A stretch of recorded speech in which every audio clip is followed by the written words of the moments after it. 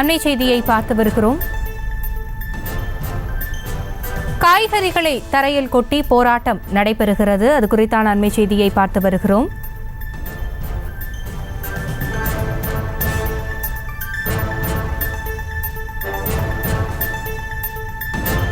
ஈரோடு மாவட்டம் சத்தியமங்கலம் அருகே காய்கறிகளை தரையில் கொட்டி போராட்டம் நடத்துகின்றனர். புதிதாக கட்டப்பட்டுள்ள தினசரி சந்தையில் உள்ளூர் வியாபாரிகளுக்கு கடைகள் ஒதுக்கவில்லை என்று புகார் எழுந்திருக்கிறது. அது குறித்தான அண்மை செய்தியை பார்த்து வருகிறோம்.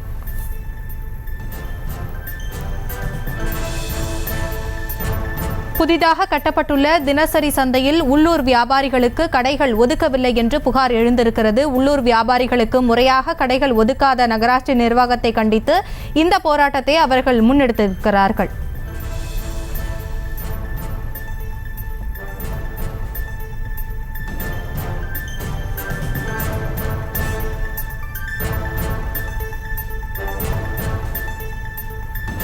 ஈரோடு மாவட்டம் சத்தியமங்கலம் அருகே காய்கறிகளை தரையில் கொட்டி போராட்டம் நடத்துகின்றனர். அது குறித்தான அண்மை செய்தியை பார்த்து வருகிறோம். விவரங்களோடு இணைகிறார் எமது செய்தியாளர் ஜெயக்குமார்.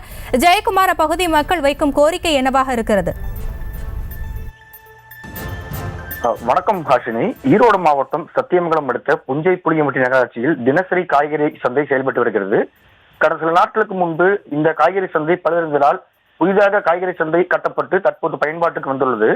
இந்த நிலையில் கடந்த திங்கட்கிழமை புதிதாக கட்டப்பட்டுள்ள தினசரி மார்க்கெட்டிற்கு நகராட்சி நிர்வாகம் அழைப்பு விடுத்ததாக கூறப்படுகிறது. ஆனால் தங்களுக்கு முறையாக கடைகளை ஒதுக்கப்படவில்லை எனவும் இது குறித்து பலமுறை நகராட்சி நிர்வாகத்திற்கு மனு கொடுத்தும் நகராட்சி நிர்வாகத்தினர் எந்த நடவடிக்கை எடுக்கப்படவில்லை எனவும் உள்ளூர் விவசாயிகளுக்கு முறையாக கடைகள் ஒதுக்கப்படவில்லை எனவும் கூறி இன்று விவசாயிகள் மற்றும் வியாபாரிகள் தாங்கள் விற்பனைக்காக கொண்டு வந்த காய்கறிகளை சாலையில் கொட்டி போராட்டத்தில் ஈடுபட்டு வருகின்றனர். தொடர்ந்து புஞ்சை புளியம்பட்டி நகராட்சி நிர்வாகத்தினர் விவசாயிகள் மற்றும் பொதுமக்களுக்கு இடையூறு விளைவிக்கும் வகையில் நடந்து கொள்வதாக சமூக ஆர்வலர்கள் தெரிவிக்கின்றனர். மேலும் புஞ்சை புளியம்பட்டி நகராட்சியில் இதுபோன்ற குற்றச்சாட்டு அடிக்கடி ஏற்பட்டு வரும் நிலையில் மாவட்ட நிர்வாகம் தலையிட்டு நடவடிக்கை எடுக்க வேண்டும் எனவும் அப்பகுதி பொதுமக்கள் கோரிக்கை விடுத்துள்ளனர். ஹாஷினி,